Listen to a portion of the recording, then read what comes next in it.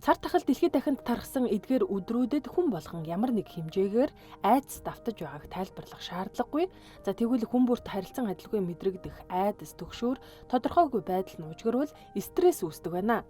Иймд энэхүү онцгой үед өөрт таарсан стрессээс ангижрах аргыг эрэлхийлэх нь цаашид гарах сөрөг нөлөөллөөс таныг болон таны гэр бүлийг хамгаална гэдгийг мэргэжлийнхэн хэлж байна. За түүнчлэн хөл хорооны урт хугацаанд хүүхэд багчуудаа сэтгэлд гутралд орох ямар нэг зүйл давтаж үйлдэл нь давтагдсанаар муу зуршилтай болох эрсдэлч бий болох магадaltaй тул эцэг эхчүүдэд чиглүүлэх дэмжих шаардлагатай гэлээ. Энэ нөхцөл байдал та ганцаархнаа одоо ийм төвшөөртэй байгаад байгаа бишээ. Дэлхийн нийтээрээ олон хүмүүстэй төвшөөртэй, стресстэй байгаа. Гэхдээ стресстэйгээ удаан яваад байвал энэ нь эргээд аюулыг дагуулах учраас бие махбодод одоо сөрөг нөлөөтэй учраас аль болох стрессээ тайлах өөрийн гэсэн тийм арга барилыг эзэмшиж одоо арга барилтай болох нь маш чухал. Тэгэхээр яг энэ үед стрессээ тайлах аргууд байна л да. За юуны төрөнд танд яг ямар сэтгэл мэдрэмж төрөөд байгаа тэр тухайга ойр дотныхоо одоо гэр бүлийнхэндээ эсвэл найз нөхдөдөө ч юм уу те итгэж болох үс хүмүүстэй бас хуваалцаж ярилцаж илэрхийлэх хэрэгтэй. За дээрэс нь хүүхдүүдийнхаа ч гэсэн сэтгэл мэдрэмжийг сонсох боломжийг бас ингэж олгох хэрэгтэй. За хоёр дахь бас чухал зүйл нь энэ үед өөртөө анхаарал тавих хэрэгтэй.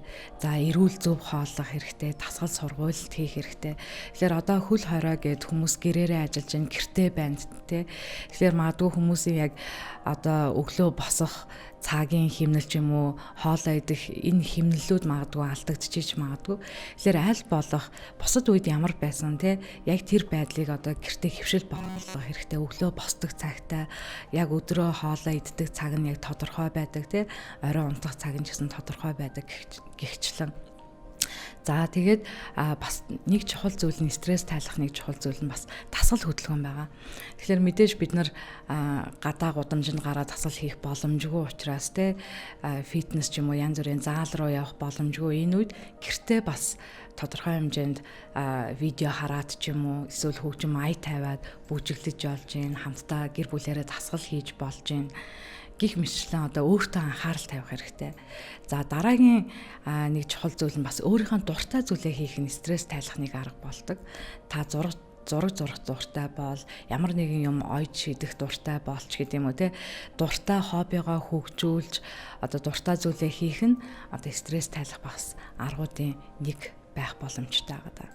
Тэгэхээр маш олон аргууд байгаа. Тэгэхээр энэ олон аргуудыг одоо ном унших байна те. За тэгээд магадгүй одоо ямар нэгэн шин зүйл сурахч байж болж байна. Тэгэхээр анхаарлаа одоо өөр зүйл төвлөрүүлж дуртай зүйлээ хийх нь стресс тайлах аргуудын нэг болж байгаа. Тэгэхээр хүүхдүүдийн хувьд болохоор яг хөл хоройн одоо гадаа гарч болохгүй, тоглож болохгүй яг энэ үед хүүхдүүд аль болох эцэг эхчүүд хүүхдүүдтэй ярилцах хэрэгтэй. Тэдний сэтгэл санааг асууж те ямар мэдрэмжтэй сэтгэл мэдрэмж байгаад байна.